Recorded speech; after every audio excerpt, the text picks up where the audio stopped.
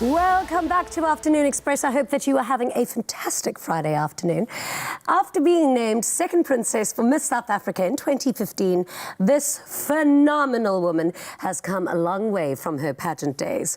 With sheer poise and the step of an empowered woman, Ntsiki Mkhize is now an experienced keynote speaker, social entrepreneur and author. Welcome to the show. Thank you so much. How are you? Very well, thank you. I mean, how could we not remember the beautiful, confident girl with the spring in her step during Miss SA? How was that experience for you? Phenomenal, phenomenal, phenomenal. It was absolutely amazing, just the amount of people you meet in that time. The pleasure of making really good friends that we're all still friends today. And I know that surprises a lot of people, but you know, when you're on a journey, you meet like-minded women that you probably wouldn't bump into on a regular day. And then you're able to form relationships and build those. That's phenomenal. And I think just the guts to go out and try to accomplish a dream in front of the whole country. For me, that's like a tick off your list and go, well done, you know, I did that, it's okay. I mean, I think this year in particular, I was so impressed with what pageants in South Africa stand for now, as opposed to the old school stigma of beauty pageants and all of that. Especially, I mean, I'm obsessed with this year's winner. She's stunning. It took us a while to get here, but we finally made it. Yeah, but it's so amazing because they've chosen the Miss South Africa this year. That is exactly the kind of vibe that you represent. You know, going all natural. I am the strong, independent, educated woman. I'm so happy that this is the direction. I'm absolutely thrilled. I mean, I remember entering the very first time. I was the only girl at auditions that had an afro, and I entered 3 times in a row until I actually made it to second princess. But I remember being told that my hair was inappropriate, you know. So to now 5 years later have her as a Miss South Africa, I'm like, woohoo! Yeah, like it's a big win. Like it's a huge, huge win. Yeah. Why did you want to enter? For me, I wanted to have a platform that you can use to inspire young women, and it's a platform that's there, but I think it's the person who fulfills, who brings that platform to life, you know, so how do you use it? What do you represent? What do you stand for? And I've always had this thing around how I didn't see girls who looked like me, so like, who had natural hair on TV, and I wanted girls at home who have natural hair to be like, oh yeah, she's cool, so that means I'm cool, you know, and I wanted to be that, and I thought Miss South Africa could be a fantastic platform for that, but I've also been passionate about social entrepreneurship, so I wanted to use the platform to engage young people to become entrepreneurs, because that's a huge thing in our country that the government is trying to do. And really say, you know, if you're in high school, if you live in a particular community, what are some of the thoughts you could have? What are some of the design thinking we can introduce in schools to get kids solving problems in their own area? And if you're a Miss South Africa and you have all that sponsorship backing, I thought it'd be a great platform to use that. But listen, you didn't win, but you didn't need to, because that's exactly what you've done. I mean, you've gone into this whole world, which is amazing. You are the ultimate multitasker at presenting, keynote speaking, writing, I mean, all the rest.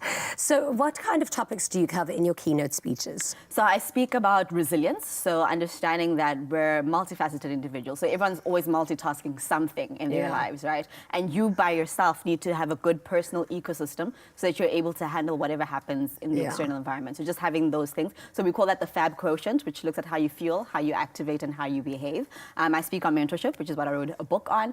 I speak about personal branding as well as branding for entrepreneurs. So in that early startup stage, positioning yourself and figuring out what is your chemistry versus your business. So if you're like the outgoing person, you're great for starting the business and getting the deals, but you're not good for execution. So you need to find somebody that can fill that gap for you. And if you're the systems engineering guy and you have the great idea, you need to find the, hey, how are you person that can go get the funding or the partners that you need. And then also speak about social marketing. So I think a lot of organizations that do really good work struggle with telling their story. So it's very important if you are changing the world, and if you are doing, if you have an organization that has really great social impact, to know how to tell a story that inspires others to change. And I'm hoping that after I come back from doing my master's, I can add social innovation. What are you doing your master's in? In social innovation, literally. So I'm looking at social business, microfinance, and how we create sustainable business solutions that would allow NGOs, for example, to transition from being grant funded to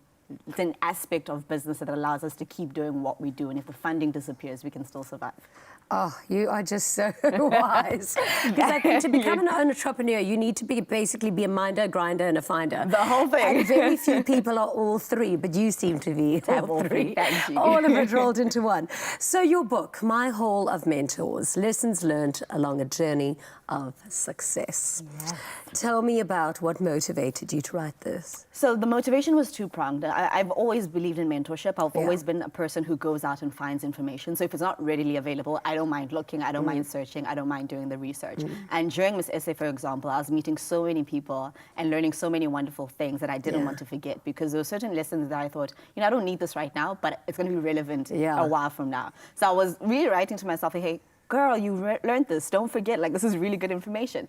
And the second part of it was I was inundated with messages from young ladies on social media going, how do you become successful? And there was sort of an expectation that you just kind of woke up and everything fell into place. And I was like, no, that's not what happened. That's really not how it happened. And that's why I subtitled the book, Lessons Along a Journey of Success, because success is a journey. You don't really get to a point where you've completely actualized, And even if you do set goals and accomplish them, I think you always get there and you go, wow, I have so much more in me. Let me do more. So I was writing to those young ladies and men as well to say, these are the lessons that I've learned as a young person from different mentors over about 7 years. And this is what I was doing in my life at the time. This is how I met the mentor. And this is what I learned from them, and this is how I've used it. And each chapter ends with a section that allows you to reflect. So, one of the lessons is around delayed gratification. And the questions at the end are, what are the things in your life you can afford to put off to ensure that later on you have greater success? Yeah.